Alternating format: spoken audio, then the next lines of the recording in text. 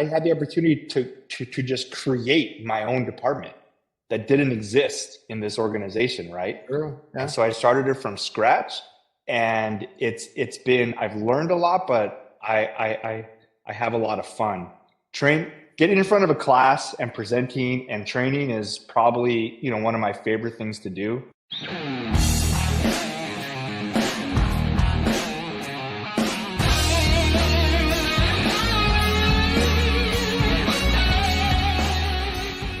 Hola, what's up, everybody? My name's Adrian Garcia.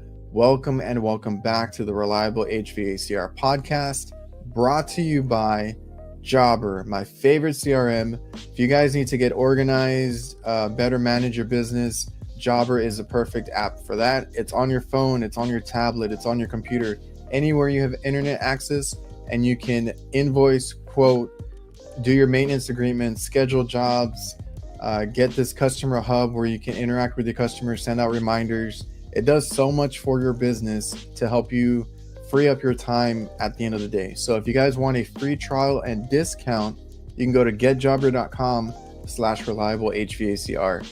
Then we have Vito Pro Pack. I cannot tell you how many bags that I went through before finding out about this company with these high quality bags. If you guys want some good bags, some good tool bags, and really any bag you can think of, go to vitopropack.com.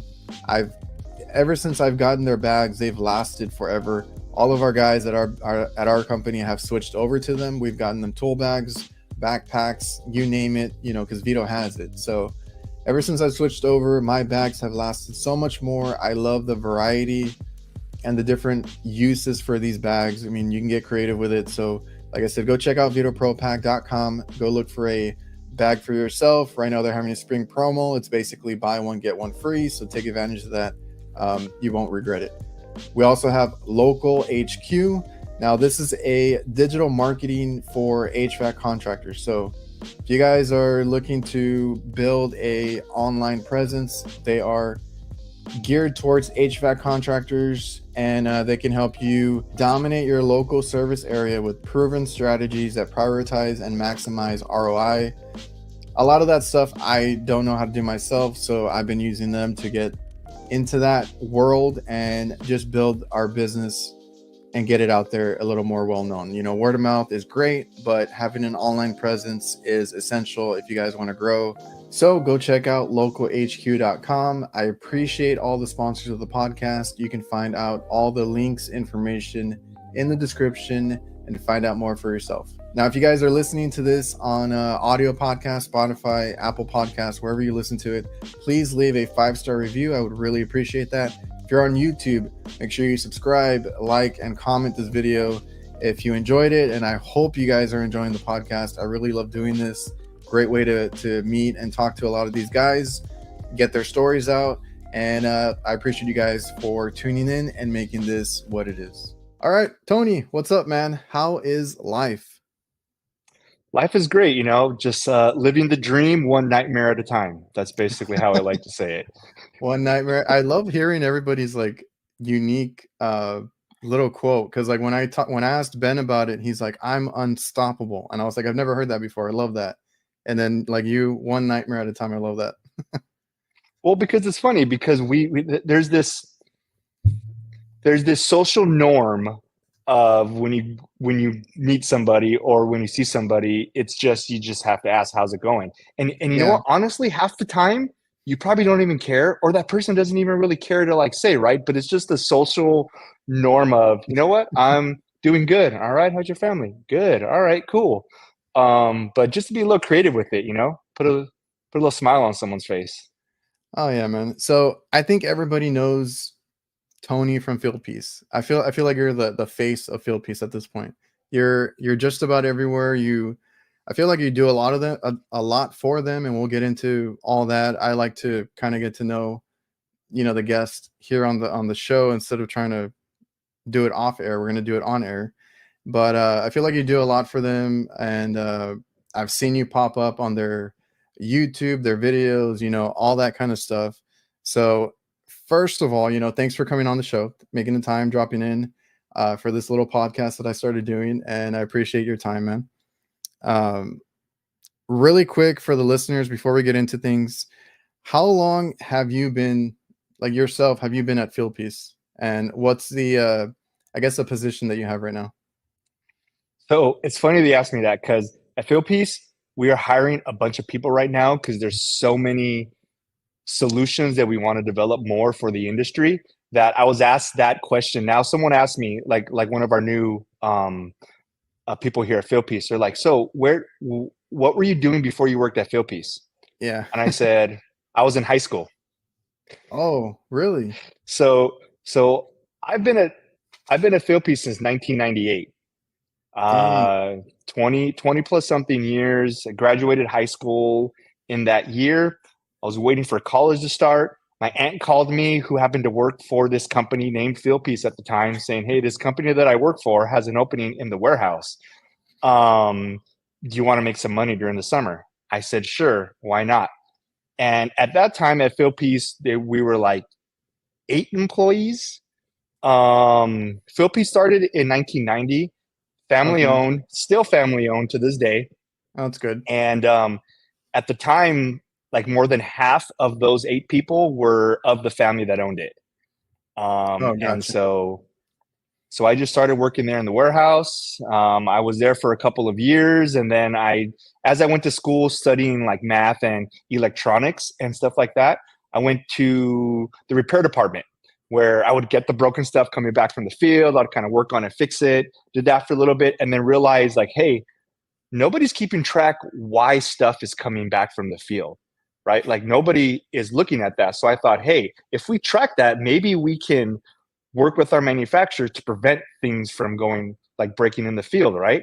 So then that Yeah. turned into the beginning of our quality program, and this is like 2001, right? Maybe like 2002, and that began to grow really big. And I didn't want to do quality for my whole career, so I was like, hey, I want to go more into product development, engineering over at Fieldpiece. So we hired someone to take over quality who actually knew what they were doing because it got like pretty big.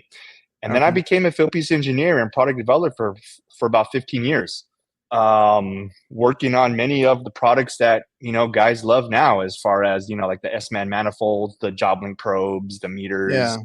um, all that stuff. And then about 4 years ago, the company wanted to take a more proactive approach to training. We did not have a training department. And they asked me if I was willing to start it, because if we did have a training opportunity, I would be the one that would go out and teach a class here, at a conference there, while I was a engineer at Fieldpiece. So they asked if I wanted to start it. I said absolutely, because I enjoyed training. And I quickly realized shortly after that creating a training department is a lot different than teaching a class. Oh, okay. Those are those are two different skills, and I've Gotcha. had to learn a lot. And it's been 4 years, and it's been a great ride. So now, my title is Director of Training at Fieldpiece. I created our training department, and I currently manage a team of 3 technical trainers that are in different parts of the country. One's in Georgia, one's in Chicago, and one's in California. And they split it up. And what we do at a very high level, we train contractors how to use best practices in the field to do their job easier, faster, and better. And then we Oh, now train now I get the little distributors title there. easier, faster, and better. That's kind of like my tagline I started saying like 10 or 15 years ago. Gotcha. Easier, faster, better. So we train technicians and contractors on best practices to do their job easier, faster, better. And we train distributors, wholesalers, features and benefits, and how to talk to the technician about our tools. So at a high level, that's what the Fieldpiece training department does. And we do it a bunch of different ways, but that's very high level. That's what I dedicate my time to, is training now. Man, I was so curious because I like the questions that I usually have, it's like, what did you do before? Or, how did you get into this line of work or trades or in general? But you literally came out of high school, got into this, and then like just worked your way up. And that's Yes. awesome. Um, so like when you said when you started it was around 8 employees or people working there. What is it up to now? Do you have any idea? Yeah. So if we just talk about our US group, Yeah, for sure. maybe mid 70s. I think we're close to 80 employees that we have now. And we have a lot of products, solutions in the popping that we want to develop. So we're currently recruiting for more engineers, for more product Uh, developers, for more technical people. yeah, and how difficult was it to go from essentially, because when you started there, you said you were working in the warehouse or something, right? And then quality Mm-hmm. control and stuff like that. How was the transition between all these different little jobs that you had? Like getting a job there at Fieldpiece and then doing quality control, because you said you got into that after, and then you got into engineering and developing. Like, was there like a big learning curve, or like was that hard for you or anything like that? Yeah, so early on, one of the things at Fieldpiece, the owner, founder of Fieldpiece just made it. It was his philosophy of he was looking for dedicated people that had good character and that were willing to be taught.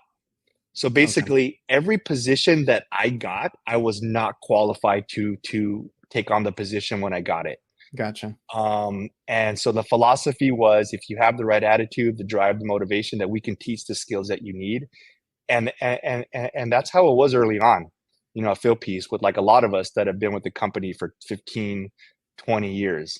Now at the size that we're at, we're not really at the point where we can take on projects.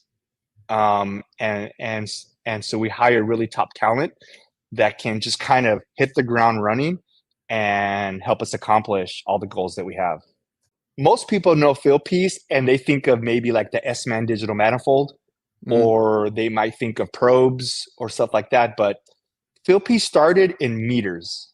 That was our first project. The owner and founder of Fieldpiece worked in the meters industry before. And what he noticed was that back in the late 80s, there was nobody that was making meters specifically for the HVAC technician.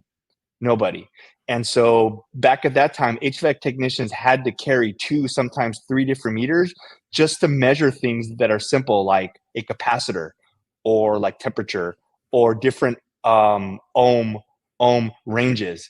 And so he broke out and developed his own meter, started his own company that was specifically designed for the HVAC technician, that incorporated not only volts, ohms, amps, and all that, but threw in a way to test microfarads with your meter and have temperatures. And for those that are old school Fieldpiece, that they will remember the like stick meter and the different heads you can plug onto the top to measure like different things like yeah, superheat or humidity there or carbon was monoxide.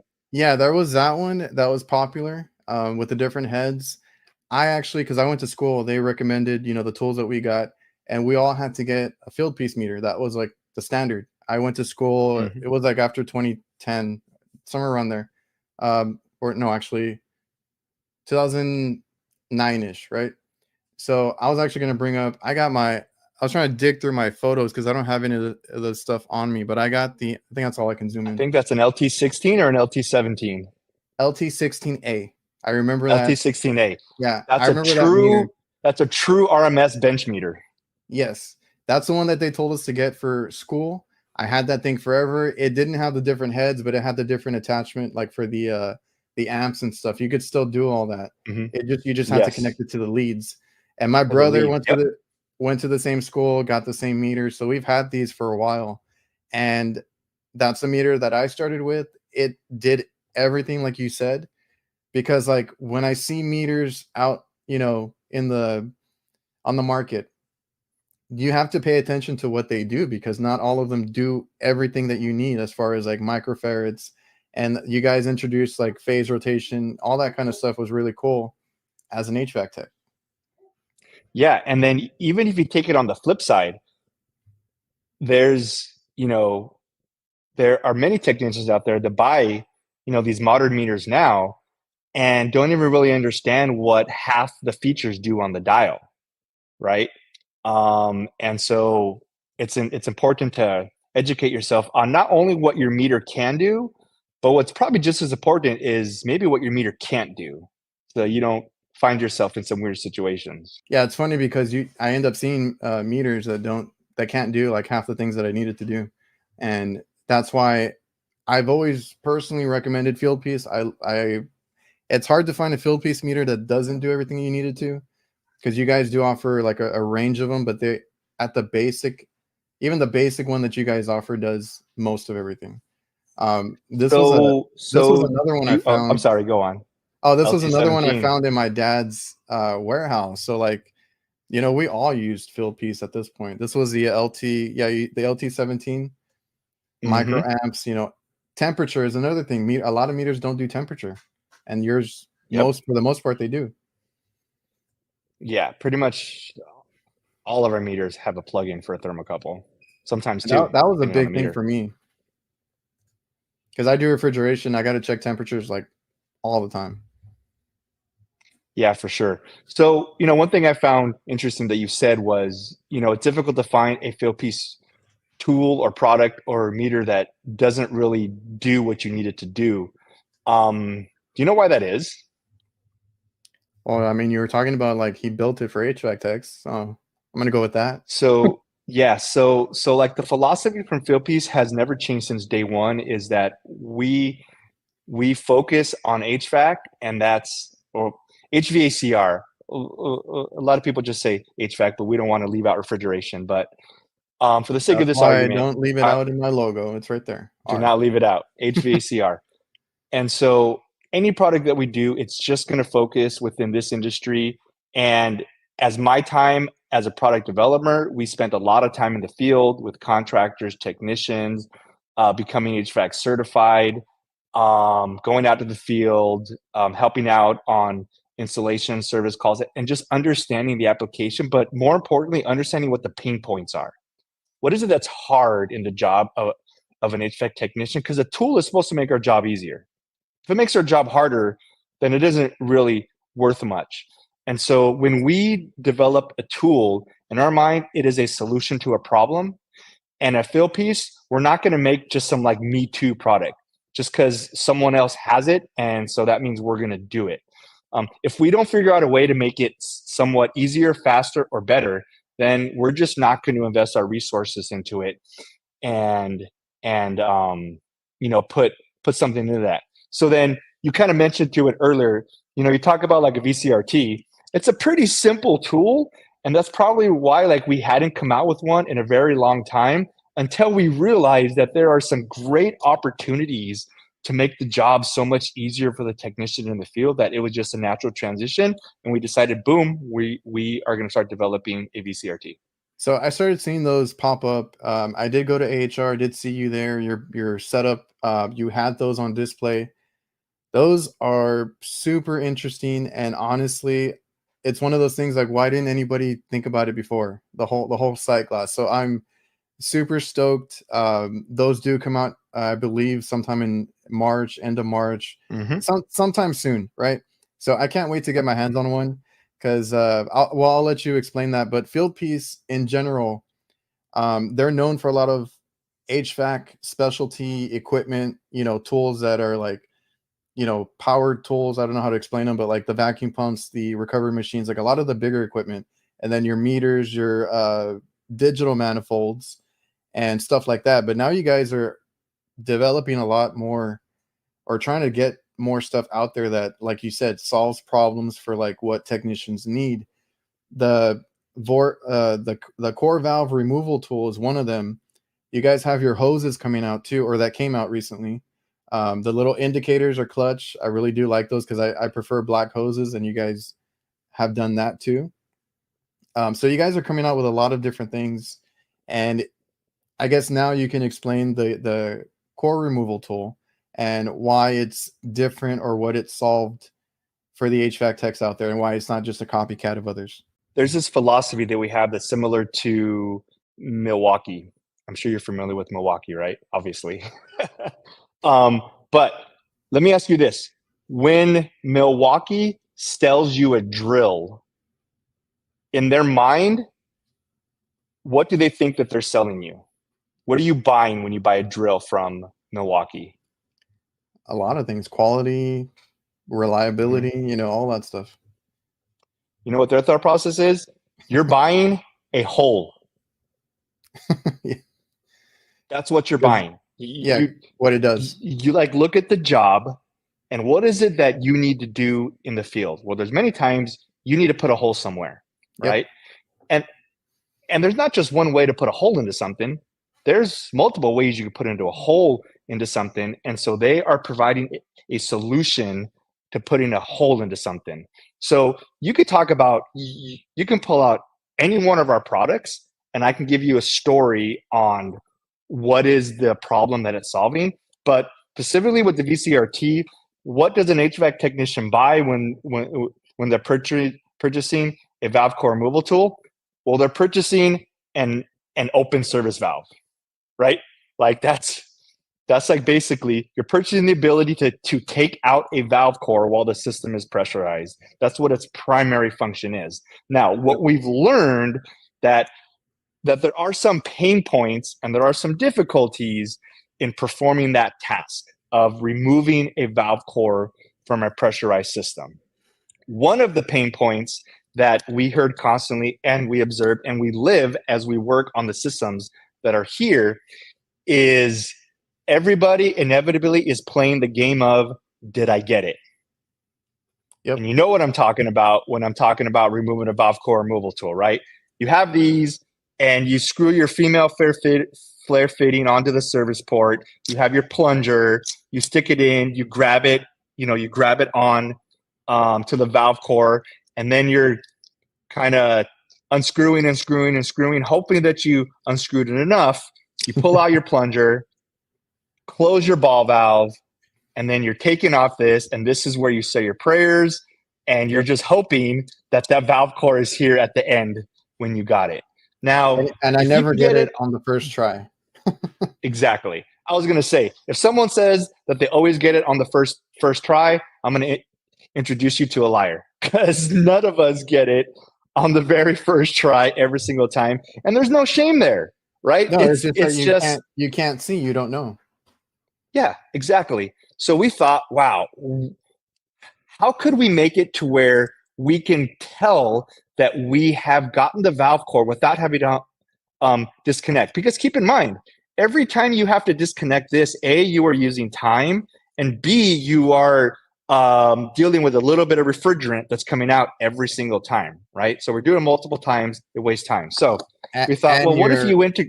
And your sanity, just honestly. Yeah, exactly. So what if we integrated a sight glass into a valve core removal tool, right? And so this is the first innovation that we have with the Fieldpiece valve core removal tools, is we've integrated a sight glass that's on the system side of the ball valve. So now, as you use the plunger to pull out the valve stem, you can actually verify that you got it before you even have to pull it all the way out, close your ball valve, and then unscrew your plunger to confirm that you got your valve core. In addition to that, a lot of people have moved towards wireless probes, right? Job link probes to measure pressures and things like that. These don't necessarily have a sight glass. So unless you're putting your own sight glass somewhere in the setup, we've kind of lost the ability to visually see the refrigerant. So in addition to seeing the valve core, this sight glass serves the function as a sight glass in a manifold. You can see the condition of the refrigerant when you're recovering or charging. Is it liquid? Is it vapor? Is it contaminated? Is it a burnt out compressor? So now again, we still have visibility of what the refrigerant. Yeah. No, I deal with a lot of dye too. The green stuff, just like everywhere. Right. Absolutely. So the first innovation is integrating a sight glass into the valve core removal tool. Okay. Now, the primary function of a valve core removal tool is to remove the valve core. Now, I would say in the past 10 years or so plus, the industry has recognized a secondary benefit of removing the valve core from the service valve. What's that benefit? We all got to put them on when we vacuum. Yes, right? We all got to put them on when we vacuum, and that when we remove the valve core from the service port, we remove a big restriction to the flow, right? So the flow of refrigerant, of how fast we recover refrigerant from the system, how fast we pull a vacuum on the system, we found that if you remove the valve core, you can bring down your recovery and your evacuation times a pretty good amount. So a lot of technicians, what we do is we will have this onto the system when we recover. Actually, even before we get to that, wireless probe, right? One of the biggest questions when this came out is, well, how do I charge the system with refrigerant if I'm using one of these, right? And a real easy way, and the best way, is to have your valve core removal tool, screw it onto the system, and then you screw your pressure valve onto the side port of your valve core removal tool, right? So now you have the ability to measure the pressures in your system, and then you have your hose to screw onto here, and you can charge and you can recover with refrigerant, and that's great, and that's still built into the side port on the VCRT, which is short for valve core removal tool. You know what I realized is that there's a lot of people that don't use the acronym VCRT, because I get a lot of VCRT. What's that? Yeah. And then I'll be talking about valve core removal tool, and then they're like, "Oh, okay, I get it." I've never used the acronym myself. You guys kind of started saying that a lot, and I was like, okay, that's another way to say it. It's an easier way. I mean, because number one, valve core removal tool is a mouthful. VCRT, it's a lot easier. So anyways, so then that's one functionality there. The second functionality is when you want to recover your refrigerant, right? You still have your valve core, you connect your hose here to your recovery machine, and then you have your whole setup, and now you can recover refrigerant through your valve core removal tool. You can even use a ball valve to throttle as needed during the recovery process. Now, you perform the repair, whatever you had to do, it's time to put refrigerant back in, but you got to pull a vacuum, okay? Now, the best spot to measure vacuum when you're evacuating a system is at the system, right? Sometimes we have a micron gauge connected in line in our line set. A lot of people ask me, but Tony, don't your S-man manifolds have a micron sensor in there to measure microns? Yes, they do. And what I would say to that is that is an okay way to measure microns, but the best way is to have a dedicated micron gauge and connect it straight to the system, either on one of the service ports or on an entry point into the system. So what I will say about the digital manifold micron gauge, I still come across people that use their analog gauges to measure microns. And analog gauges are great and they serve their purpose, but if you're trying to read a needle to go to negative 30 inches of mercury, that's not accurate at all. So using the micron sensor in a digital manifold is way better than that. Yeah. Or even worse yet, I'll see people that, their process is, I'm going to start my vacuum pump, I'm going to go to lunch, I'm going to come back, and all right, my vacuum's done, right? Yeah. They just time it. So at least having the ability to measure microns in your manifold is better than those two other offerings. But if you want to have the most accurate micron readings, you're going to use a dedicated micron gauge and connect it directly at the system. And so that's what a VCRT allows you to do, is you have this connected on your service port, and you can connect your micron gauge to the side port of your valve core removal tool, and you can measure your microns there. Now, there is one issue with doing it this way, okay? And the issue is that when you're done with your evacuation and it's time to charge refrigerant back into the system, you don't want to expose your micron gauge to refrigerant or to high positive pressure. Yep. Right? Yeah, I've heard people have issues with that.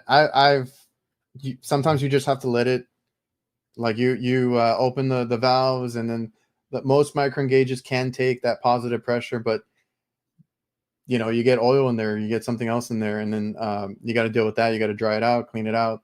Something could happen, For sure. So despite the fact that this micron gauge can take up to 800 psi of pressure.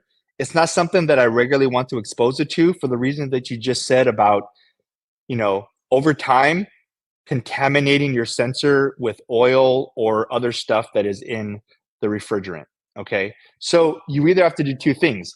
You either have to charge it up and then expose this to the refrigerant, or you could say, well, you know what? Why don't I just disconnect it while the system's under vacuum, and then I don't expose my micron gauge to refrigerant. But what you just did by doing that is you momentarily allowed a little bit of air to go back into here, thus kind of nullifying the vacuum that you just pulled on the system. Yeah, I was gonna say that's a big no-no. Right now, I don't even have a valve on mine, to be honest. I just sacrificed my micron gauge, but go ahead. I know you guys got a solution. Yeah. So we developed on the high end of the Fieldpiece valve core removal tool a second ball valve integrated into this side port right here. Yeah, I cannot wait till those are out.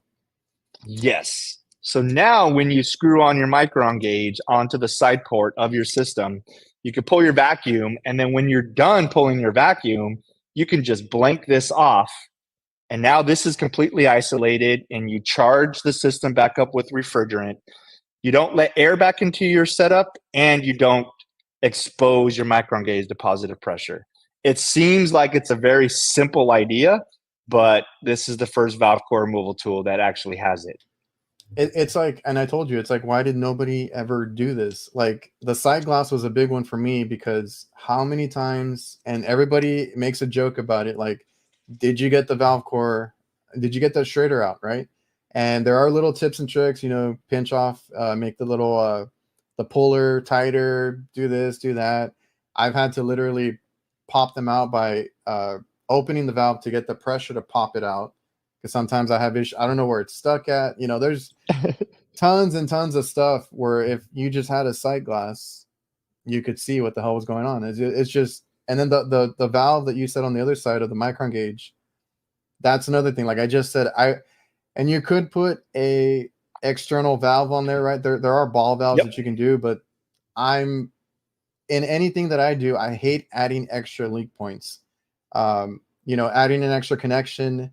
Even when I do my copper, I hate couplings. I hate having extra points where you can get a leak. So I've just always sacrificed my micron gauge just because I'm like, well, it can take a little bit of pressure. Just like you said, over time, you might have issues with it later down the line. And I know people who probably use it on the daily and they're having issues where their sensors acting up and stuff like that. So again, really cool innovation. And that's the stuff that, like you guys there at Fieldpiece designing, getting into all this stuff. You said you guys are looking more into that kind of stuff now, or gearing up or ramping up a little bit more, because it's relatively, well, it's awesome for us as techs. If you guys see a problem that techs have, you guys want to solve it, and that's a great product. Right. And so to that point of adding that extra connection. So we have a system evacuation class, right? Where myself or my trainers, we teach on how to pull a vacuum, what are the best practices. What is you guys procedure there?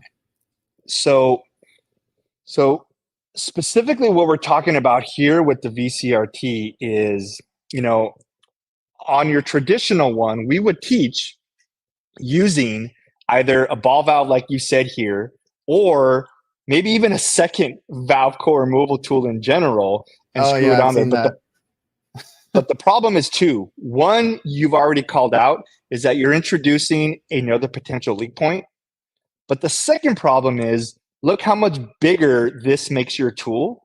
And sometimes space is a premium when we're at those service valves, right? There's not a lot of space to like hook up all these things. So just having it directly integrated into the side port keeps it in a relatively small package so that you don't have to bump, and it doesn't introduce that second leak point. Also, let me grab something real quick, because I'm going to ask you if you've ever seen this before.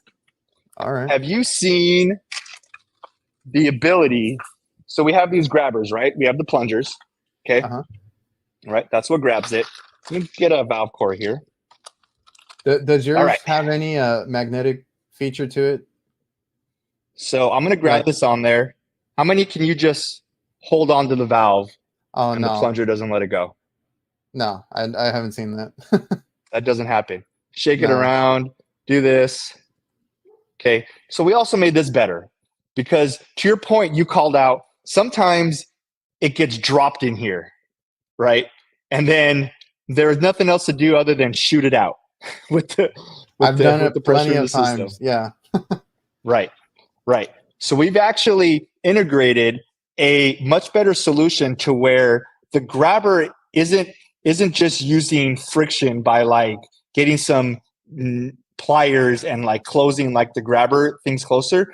There's actually like a hole in the middle here that grabs onto the top of the valve core and it holds it in there. So when you get it in there, you kind of feel like a clip or a grab, and then once it's in there, it is in there and it's not going to fall out. So they have the magnet on the back, so you can put it on the system or whatever, and it's not going to fall or get loose. Yeah, that was my other question, because I had just bought some because of the magnetic feature, which I wish I would have known you guys were coming out with one, because I went out and grabbed, I have a whole bunch of different other ones, but that's a cool feature too, to have the magnetic part where you can just kind of throw it on a system, because I work outdoors a lot. Those things roll off the top of the unit and fly off. There you go. Just you got everything covered. Just stick it right there. It's not going to fall off. But yeah, so we put a lot of thought. I guess just to wrap up that conversation, there are 3 models, right? There's the entry-level model that does not have the sight glass or the second valve, but it does have like the premium grabber. They all have the good grabber, but then they also have the ability to swap this fitting to work on a 5/16 inch service port. So that these tools are compatible. There was only one other company, I think, doing that, like, but you need an adapter or something. Yeah, so that other way to do that was to have your 1/4 inch fitting, and then you screw on the 5/16 inch fitting on the top of that, which just kind of makes your tool longer. And again, we're talking about space as a premium sometimes when we're working on these service ports.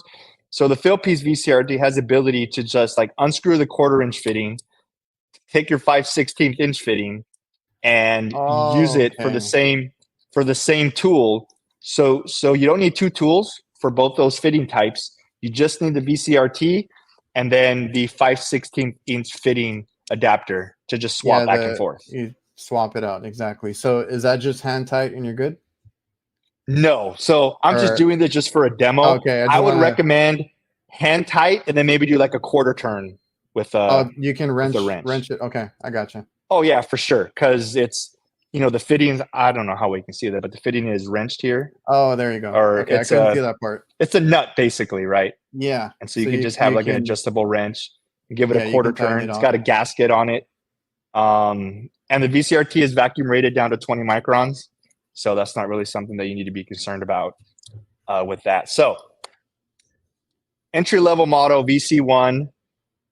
This is the most compact version of the VCRT. So if you're on a system that's really tight on space, this might be your best option. Step up to the VC1G. Has everything from the VC1. Yeah, you got to get the sight glass. That's all I'm going to say. And it has the sight glass. It doesn't have the second ball valve, but it's got the sight glass in there, right? And then you go to the VC2G that's got it all. The sight glass, the second ball valve, the swappable fitting, and all that stuff. So there's 3 options. What I envision is guys typically going with the VC2G, the one with the sight glass, and perfect for vacuums. But also having the compact option in case space is a premium, and this doesn't fit.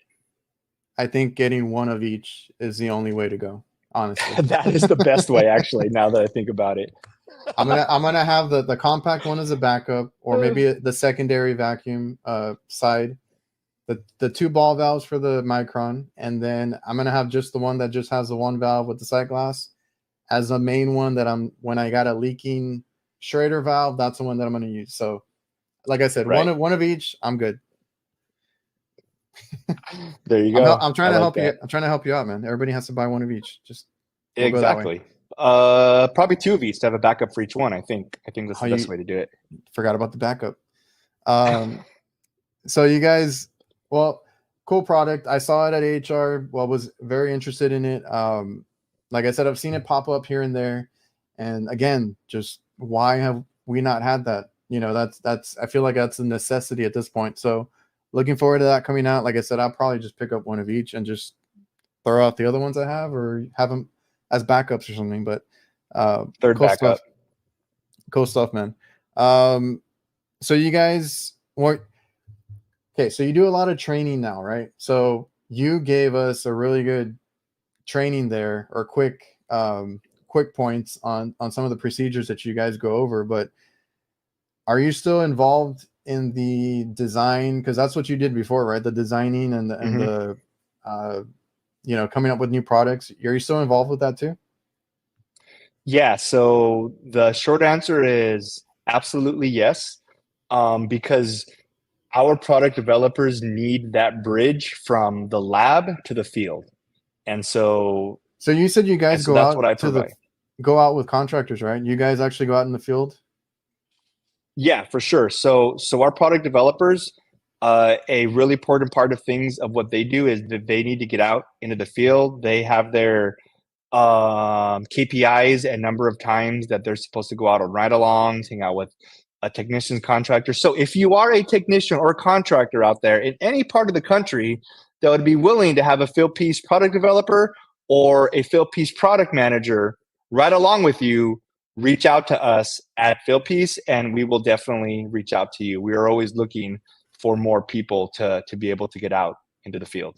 I think everybody's gonna want somebody from Philippines with them, or they're gonna want you to go out with them too. I mean, yeah, I hope so. The more the merrier. Um, but yes, so I and my team are still involved in the product development of understanding what the application is, or helping our product developers and our product managers understand applications, pain points, because like they might have an idea that it it might be a great idea, or it might not be, and we're the ones to like help them understand the why. Why is that a good idea? Why is that not a good idea? And so yeah, we're still heavily involved into the in the product So development of like, our tools. are these in development for a long time? Like, how long do you guys hold on to these before you release them? So the standard development cycle of a product that's a new product and not just an improvement on a previous product, generally that cycle is 18 to 24 months of going through feasibility, understanding the application, doing all your homework on paper, and then going through the product of designing, testing, manufacturing, creating a launch plan, marketing, training. Generally, for a new product, it's about 18 to 24 months. If it's an existing product that it's being upgraded, maybe 6 to 12, maybe 15 months from there. That's the general product development cycle, I guess. So what can we expect? Is there anything in the works right now? Like, are you guys constantly developing things? So that is a great question. That unfortunately I'd have to kill you if I told you what was That's what what was coming out I have in my next. notes here. Like, oh, it's gonna probably be top secret, but like I just had to ask. No, for sure. Oh, what I can say is that we are always looking for opportunities to solve problems in the field. And for those that are following along, recently we got into the product of a combustion analyzer. That was a tool that we had not had previously and was a big hole in our heating products line of tools. And there are other gaps and areas in which we do not have a solution as of yet. So I guess if as an HVAC technician or contractor, just think about, all right, what is it that Fieldpiece is not doing currently? And there's a good bet that we are kicking the tires on any idea that you could think of in that. I think I mentioned to you this before, and I've had chats with other technicians. Just throwing it out there. If you guys put a little digital screen on the probes, pressure probes, that'd be awesome. Absolutely. We've gotten that many times. Okay. So let me just ask this question. Is that worth it to you if it increased the price 20 or 25%? It might be because a lot of people don't like pulling out the phone. I'm Yeah. partial to, because I'm in Texas. My phone overheats so easy if I have it out, right? And I tried the Yeah. laptop route. I broke my I brought thankfully I bought a cheap one, but I broke it within a week. So I can't do the laptop or the tablet route. My phone overheats because I'm trying to use it sometimes, and it's just it won't, because I have to leave it out there, and I could be doing like ice machines or something that I need to be constantly looking at the pressure. So like, just I don't know. It's just a thought, because if not, then I have to go to like to analogs and make little stubbies out of them, and then I do it that Yeah. way. So So I would say that there's a chance that the next generation of wireless probes do have some type of display on there.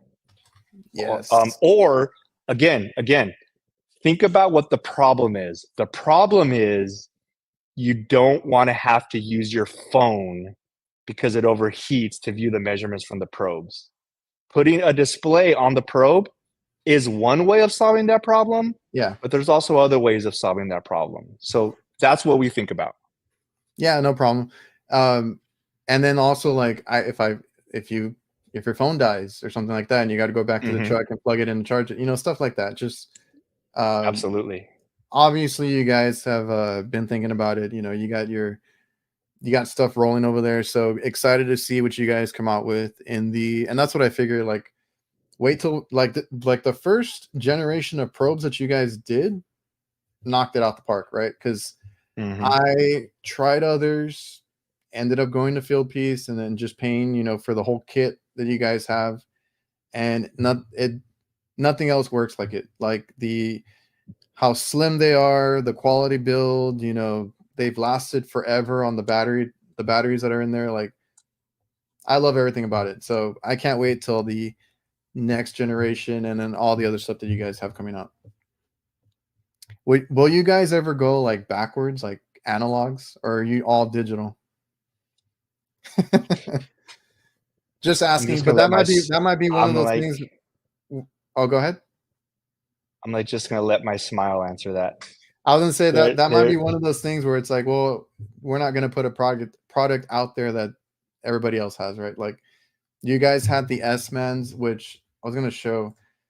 These were my first digital gauges, the original S-Man threes or something like that. Mm-hmm.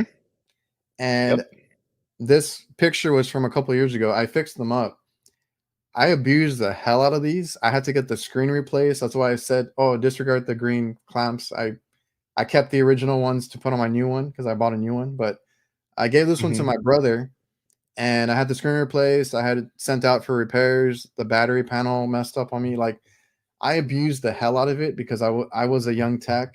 I was pretty excited to get digital gauges, but I did not take care of them. So like, finally got it fixed up. My supply house sent it out to Fieldpiece for repair. We paid for the repair, and then it still works. It still works fine.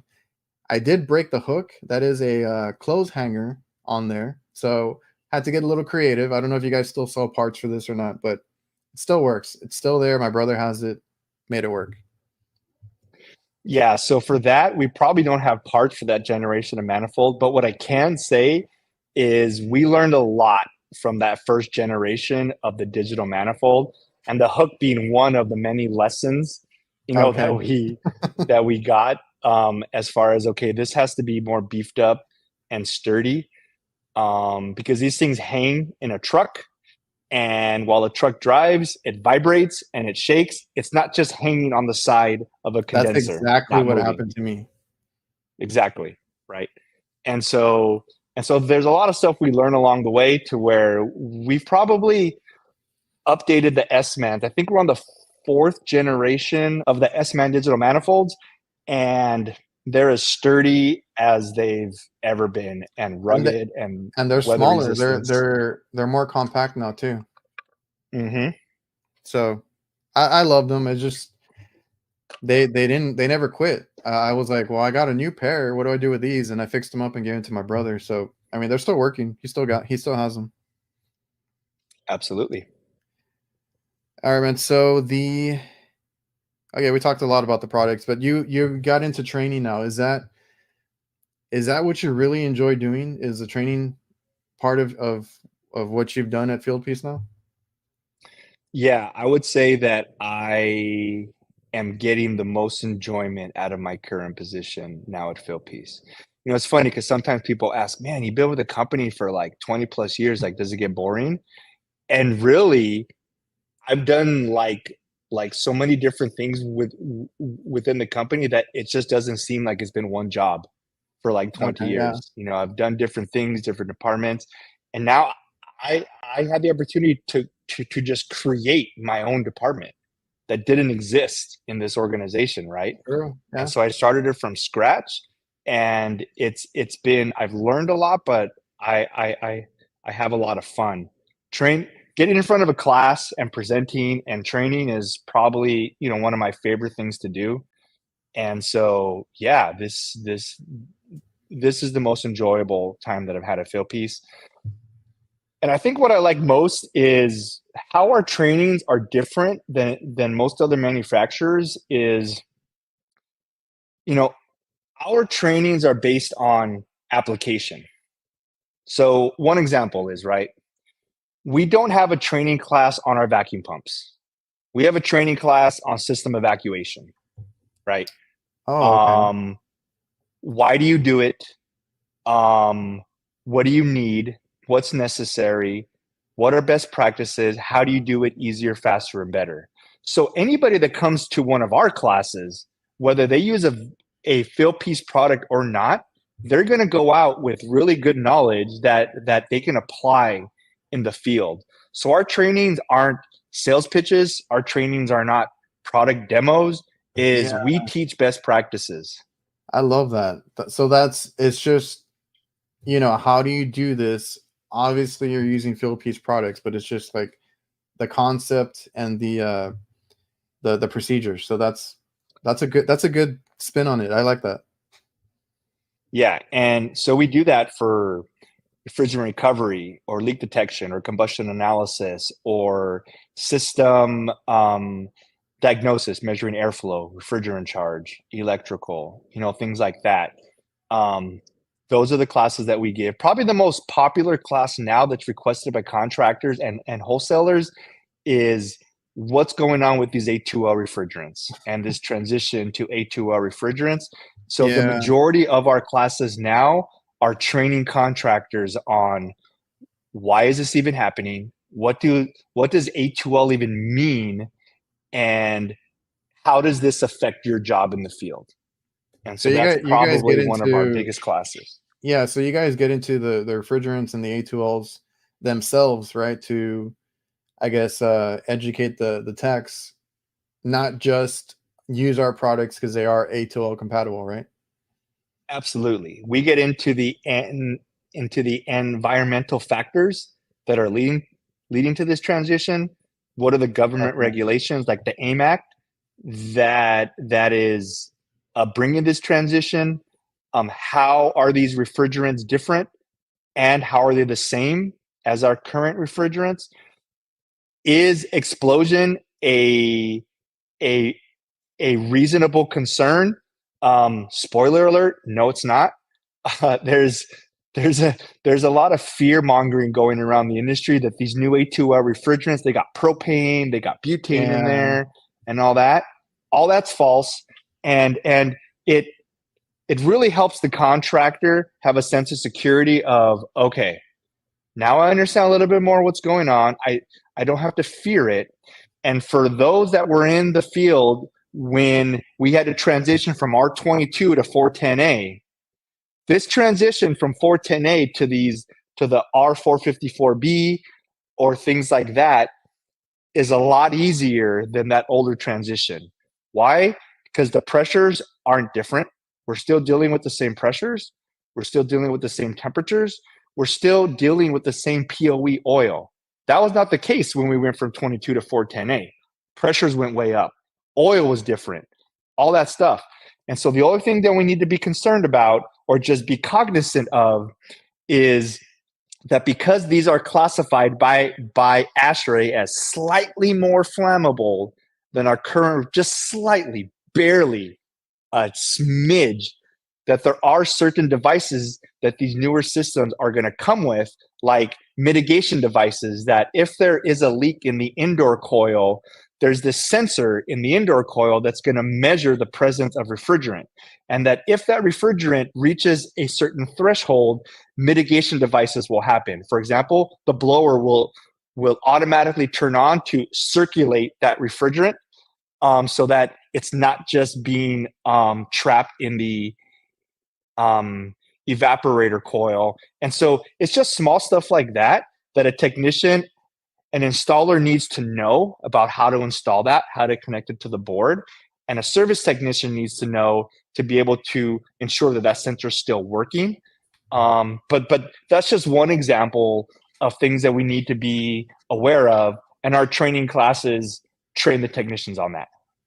Oh, that's awesome, because yeah, I've heard that too. You know, people getting afraid and scared of all this change coming. But like you said, we've been through it before.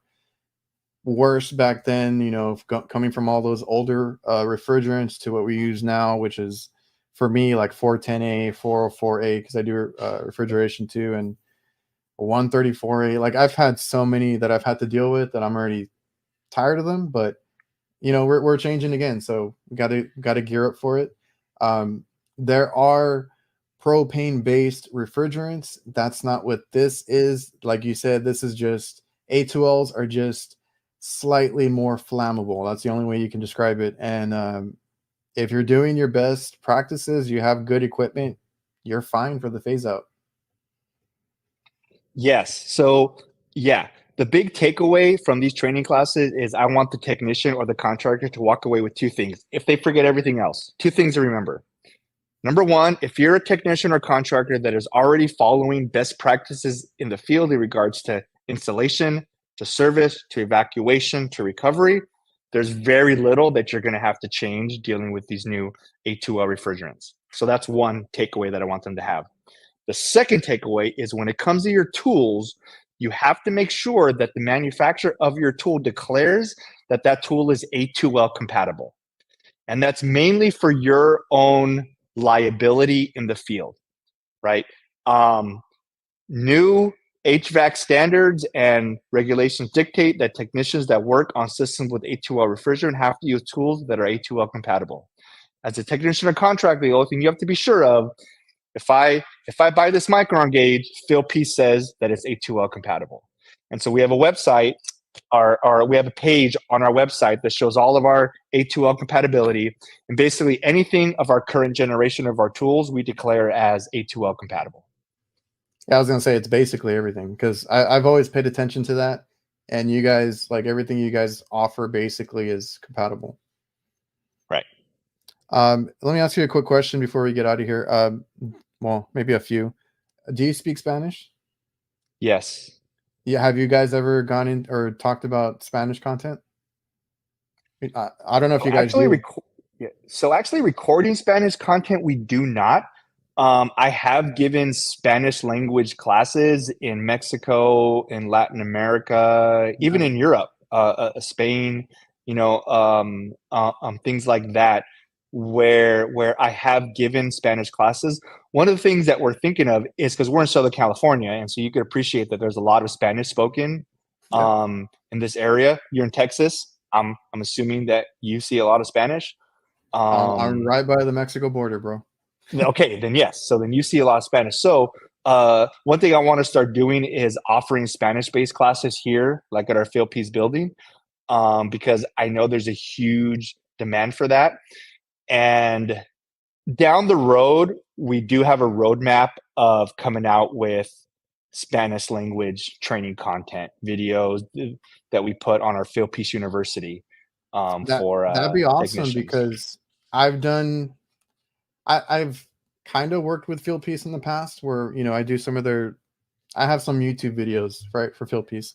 Mhm. I've been asked a few times, and then just in general recently, people want more Spanish content. So like there was a couple of comments that I got like on the meter video that I did and stuff like that, where they're like, I mean, it's in Spanish, but they're like, nice. Can we have the Spanish version and this and that? So like, I've seen a need for Spanish content. I've tried to dabble in it myself a little bit here and there, but um, there are creators that are going to it, YouTubers, Instagrammers, stuff like that. So I was just curious if you guys had it on your radar, because I think that would, especially like you said, being in California, like that would be a big audience that you guys get into, and you know are able to educate more text that way.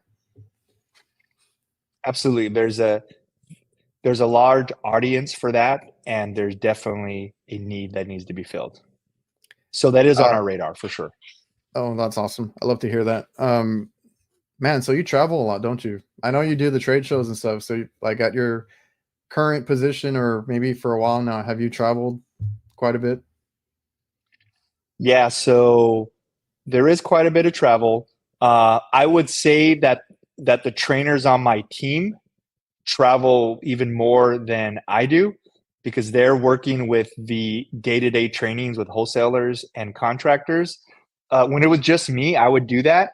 But now that I built out my team, when I travel, it's mainly for what you kind of called out, right? Trade shows, conferences, symposiums, or if OEMs have big conferences for their dealers, I go out to there and do trainings. Like just earlier this week, I was in Nashville at the Lennox Live event for Yeah. Lennox dealers, and I did a presentation with Don Gillis from Chemours, and we taught all about A2L refrigerants to the.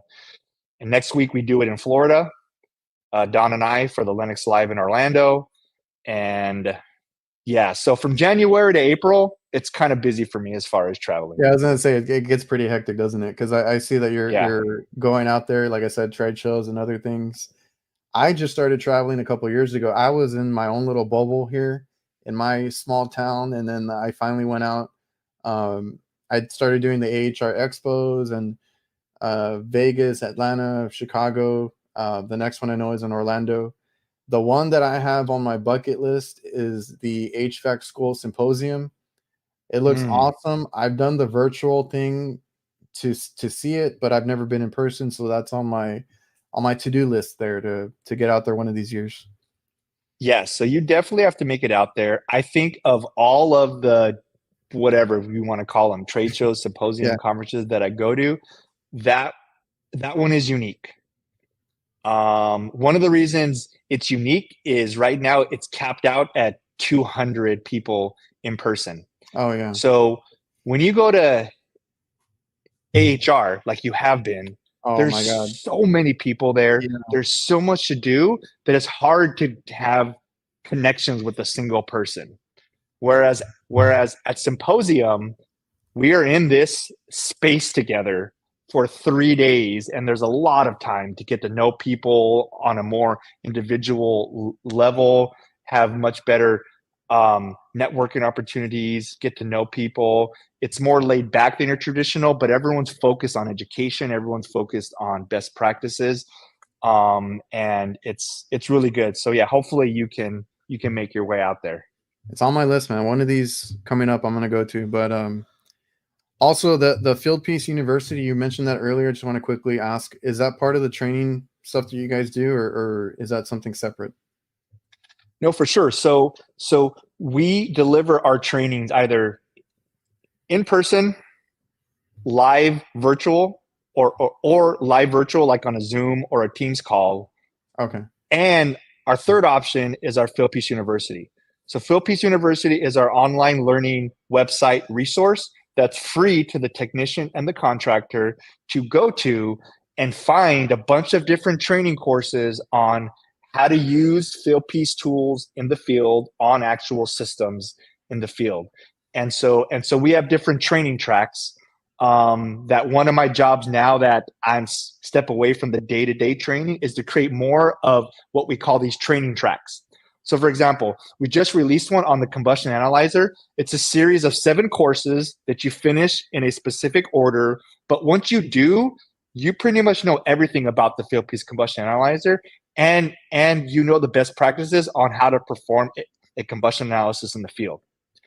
And so my job now is to create more of that video content for like the manifolds, for the recovery machines, for the vacuum pumps, but it's focused on the application, and it's just using our tool so that when you complete that, you can be like a vacuum pump Fieldpiece master or certified and something, right? And then maybe you have stickers for your van or patches for your thing. Like, you know what? I'm an S-man expert, or I'm a leak detector expert from Fieldpiece, or just whatever. So there's a healthy compilation of training courses there now that are great for the technicians to learn best practices, how to do their jobs easier, faster, and better. But there's way more content on the horizon that's going to be put into Fieldpiece University. Well, awesome, because I wasn't sure completely what it was about, but that's really good to know. Awesome stuff at Fieldpiece going on.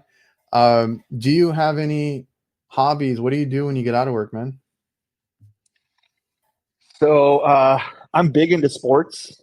I like playing sports. I like watching Football? sports. So I watch pretty much a lot of sports. So football is one of them, both Okay. professional and college football. What are okay? So what are your teams like? Who do you go for and all that?